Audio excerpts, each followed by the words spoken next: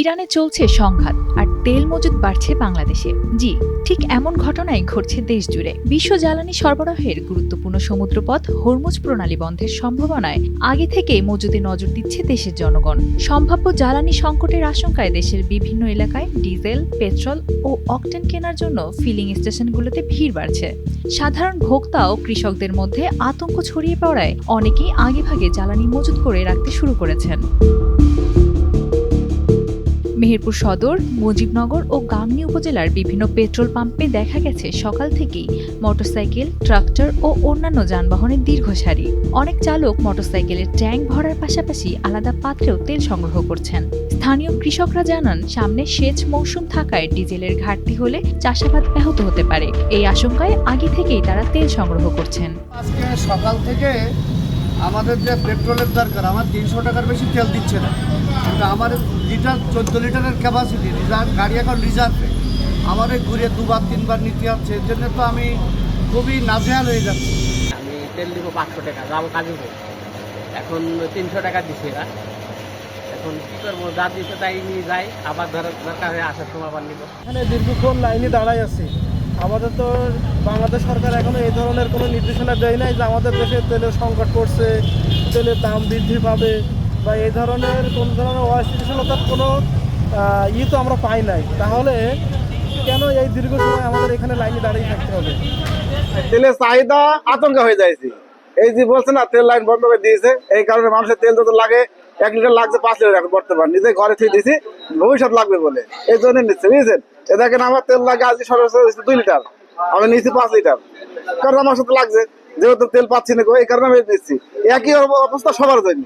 অন্যদিকে সাতক্ষীরার খুলনা ডিপো থেকে পর্যাপ্ত সরবরাহ না থাকায় পাম্পগুলোতে তীব্র চাপ তৈরি হয়েছে। পরিস্থিতি সামাল দিতে বৃহস্পতিবার থেকেই প্রতিটি মোটরসাইকেলের জন্য সর্বোচ্চ 300 টাকার তেল দেওয়ার সীমানা নির্ধারণ করেছে কিছু পাম্প কর্তৃপক্ষ। এতে অনেক চালক প্রয়োজনের তুলনায় কম তেল পেয়ে ভোগান্তির কথা জানিয়েছেন। আমরা চাচ্ছি না কেউ আমার কাছ থেকে তেল নিয়ে মজুত করে রাখবে এবং কৃত্রিম সংকট করে, এই জন্যে আমরা এইভাবে তেলটা দিচ্ছি। এবং এখানে উপজেলা নির্বাহী কর্মকর্তার গাড়ি আছে, পল্লী বিদ্যুৎ, ফায়ার সার্ভিস, অ্যাম্বুলেন্স, এদের জন্য তেল রাখতে হবে। সব শেষ করে ফেললে তো সমস্যা, এদের জন্যও তেল রাখতে হবে। জরুরি যাদের সেবা নিয়োজিত যেসব গাড়িগুলো, তাদের তেল রাখতে হবে। এখন আমরা ওই জন্য কৃত্রিম সংকট তৈরি করছে, মানুষ মনে করছে যে তেল আর পাওয়া যাবে না, অ্যাভেলেবল তেল নিয়ে মোটরসাইকেল লোড করে ওই মোটরসাইকেল থেকে বের করে কন্টেনারে রেখে দিয়ে আবার ওই মোটরসাইকেল নিয়ে এসে তেল নিচ্ছে। ওই জন্য আমরা 300 টাকা লিমিট করে দিয়েছি। মানে এটা কারোর মানে না, আমরা নিজেরাই এটা 300 টাকা করে দিচ্ছি। এই নিয়ে কি আপনারা বিপাকে পড়ছেন কিনা? হ্যাঁ, বিপাকে তো পড়ছি, বিভিন্ন রকম কথা, বিভিন্ন রকম কৈফিয়ত, বিভিন্ন রকম ঝামেলা। আমাদের প্রতিদিন 2 গাড়ি করে তেল লাগে আমাদের, কিন্তু আজকে আমরা পেয়েছি 1 গাড়ি। এই অপর্যাপ্ত তেল পাওয়ার কারণে আমরা প্রত্যেকে একটা কোটা করে দিয়েছি 300 টাকা করে, যেন সবাই তেলটা নিতে পারে, কেউ যেন অসন্তুষ্ট না হয়। যখন তেলটা সহজলভ্য হয়ে যাবে, আমরা খুলনা ডিপো থেকে যখন রেগুলার তেলটা পাবো 2 গাড়ি করে, তখন আমরা আগের মতো সবাইকে চাহিদা মতো দিতে পারবো। বিশ্বের যুদ্ধের পরিস্থিতির কারণে তেল ডিপোতে ঠিক মতো আসলে 2 জাহাজ নামেনি, যার কারণে তেলে পেয়েছিল। আর গতকালকে আমরা কিছু পেয়েছি এবং আমরা নিয়মমতভাবে যতটুকু আমরা পেয়েছি মানুষকে সেরকম দিচ্ছি। মানুষের চাহিদা যার 100 টাকা সে চাইছে 500 টাকা, এবং যার 200 টাকা সে চাইছে 800 টাকা। এইভাবে আমরা তেল দিতে গিয়ে আমাদের তেল সংকট হয়ে যাচ্ছে, কিন্তু এটা মানুষের কৃত্রিম সংকট তৈরি করে দিচ্ছে।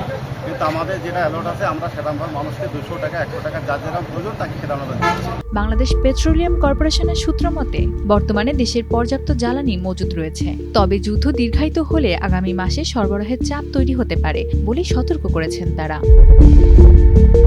বিশেষজ্ঞদের মতে, গুজব ও আতঙ্ক থেকে প্যানিক বাইং বাড়ায় বাজারে কৃত্রিম সংকটের পরিস্থিতি তৈরি হচ্ছে, যা দেশের পরিস্থিতিকে আরও জটিল করে তুলতে পারে।